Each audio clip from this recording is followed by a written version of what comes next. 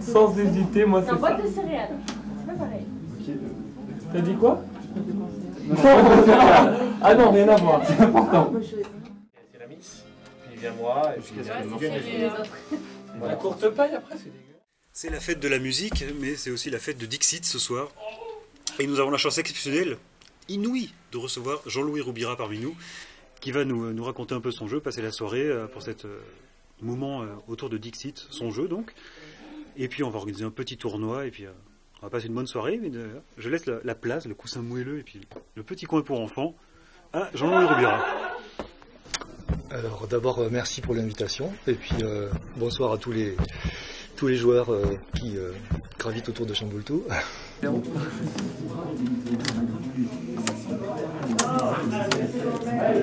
On s'était dit pourquoi pas finalement créer un jeu avec déjà des fiches où on aurait des noms, donc voilà, on a épluché les dictionnaires, on a en essayant de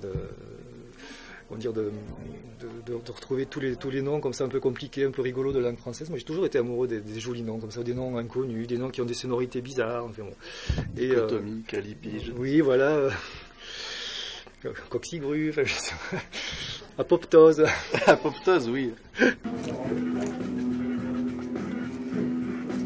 Ce que je voulais, c'était un jeu qui soit fluide, où on n'ait pas à écrire aussi. Parce que je me disais, bon, si on a besoin d'écrire, ben voilà, il faut savoir écrire, quoi. Enfin, donc c'est pas ouvert à tout le monde. C'est une façon de parler de soi sans trop se dévoiler. Oui, oui, c'est une façon très agréable, oui, de se découvrir aux autres et d'en apprendre parce sur les autres. qu'on montre des petites étincelles, des petites parcelles de soi qui sont j'allais dire, presque futiles ou anodines, mais qui disent quand même quelque chose de soi. Et c'est ça qui est important, c'est-à-dire qu'on est sujet, on parle de soi. Chacun va prendre 6 images en main, sans les montrer aux autres, et l'un des joueurs, sur le tour de jeu, choisissant l'une de ces images, peut-être celle qui l'inspire sur le moment, va énoncer une phrase, un mot, quelque chose qui lui passe par la tête, une référence, une citation, aux autres, à voix haute. Drosera. Drosera. Pardon? Drosera. Oh là là. Voilà. Bon, ben là, je suis tranquille. Et les autres, en écoutant cette phrase, cherchent dans leurs propres images celle qui va le mieux illustrer la phrase. Quand ils l'ont trouvée, cette image, ils la remettent au premier joueur, qu'on peut appeler le conteur par exemple, et ce dernier mélange les images qu'il vient de recueillir avec la sienne, celle qui a inspiré la phrase. Ensuite, il les expose face visible des autres joueurs, et à ce moment-là intervient la phase de, on va dire, de reconnaissance, donc de vote. C'est-à-dire les autres joueurs ont pour objectif de retrouver effectivement l'image du conteur, celle qui a inspiré la phrase de départ. Vas-y, exprime. Bon bah, Alors, carnivore. Si, quand même, la majorité. Ah ouais, il y a que moi. Carnivore. Moi, je sais pas ce que c'est. Parce que c'est bien carnivore, la Drosera. Des fois, on se dit, oh là là, c'est génial, ça tombe juste dedans. On se dit, celle-là, elle va faire un carton. Des fois, on se dit, oh là là, j'ai rien vraiment. Bon, on se dit, bon, peut-être celle-ci, bon, par association. Et puis, des fois, on est étonné parce qu'elle a recueilli des voix. Donc. Non, mais je cherche pas lu de non. Ah, il faut rien dire. Il ne faut pas faire en sorte que toutes les personnes devinent la bonne carte, ni que personne n'y arrive. C'est ça. Ça, c'est un des aspects les plus intéressants aussi, tactiquement parlant, du jeu. Oui, parce que sans cette règle, on ne pourrait pas jouer finalement, parce que cette règle, effectivement, c'est que le compteur, lui, va marquer des points, sauf si, effectivement, tout le monde retrouve sa carte. Dans ce cas, il marque 0. Il aurait fait une phrase trop simple. Trop descriptive, et sauf si personne ne retrouve cette phrase, parce que il aurait fait une phrase trop abstraite. Bien sûr. Quand Dixit est devenu As d'or, en fait, qu'est-ce que ça vous a fait? Comment ça en est arrivé là? Et parlez-nous un peu de l'avenir de Dixit. On a appris dans le début d'année 2009 que le jeu était nominé à Cannes, donc c'est vrai qu'on l'espérait. On l'espérait, mais on n'y croyait pas trop. Faire partie aussi des 10 nominés de l'année, c'était déjà une récompense en soi par rapport à... Donc après la suite, c'était que du bonheur. Puis il y a eu un premier tirage de 5000 boîtes de Dixit qui ont été vendues. Donc l'avenir, c'est d'abord une nouvelle version avec de nouvelles cartes. Donc il y a eu une nouvelle version aussi de boîte avec un nouveau plateau, puisque ça c'est le plateau initial, avec les nénuphars. Donc les nénuphars, c'était un hasard. Les lapins, c'était pas un hasard, c'était un petit clin d'œil à l'univers d'Alice. Donc voilà le nouveau plateau. Alors on voit qu'il y a un seul tenant, donc, et puis en plus il y a une partie centrale plus solide qui se cale comme ça et qui dépasse un peu, donc qui permet que le plateau soit pas abîmé. Donc voilà, en même temps on a changé les nénuphars et on a changé un petit peu l'illustration. Ça c'était la grande question quand même. Ouais. Pourquoi ces lapins sautent? Comme ça voilà, on s'est dit on a eu tellement de questions que voilà, il y aura peut-être moins de questions.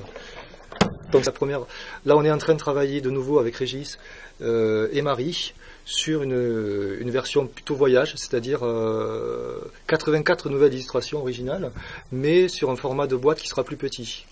Mais en fait on pourra quand même utiliser les deux versions, la première et la deuxième, ensemble, soit pour jouer comme au début, soit aussi pour jouer en équipe jusqu'à 8, 10, voire 12 joueurs. Voilà.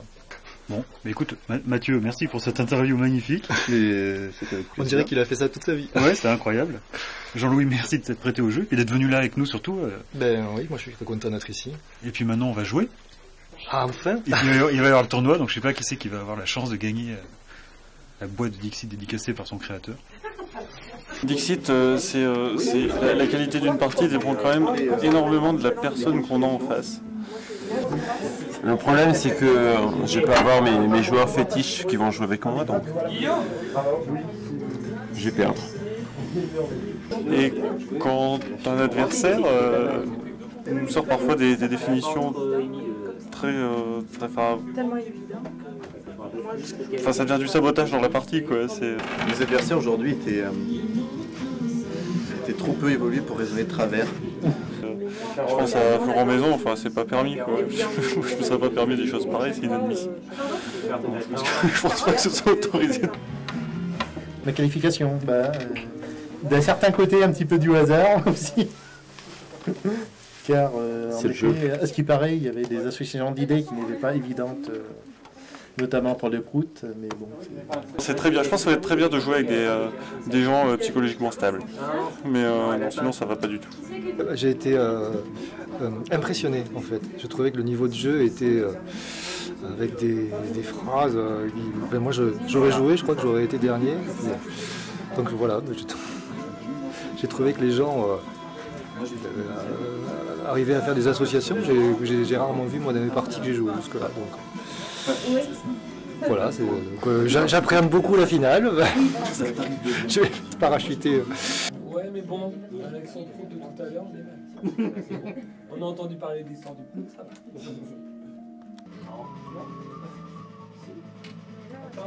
Il est pas celui-là, je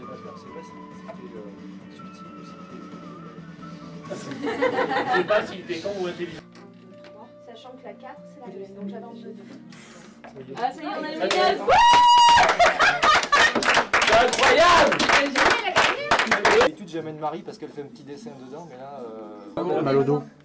Mal au dos. Mais bon, si ça dure, on sera bientôt le 21. Voilà. Merci. Ouais. Oui, t'as regardé.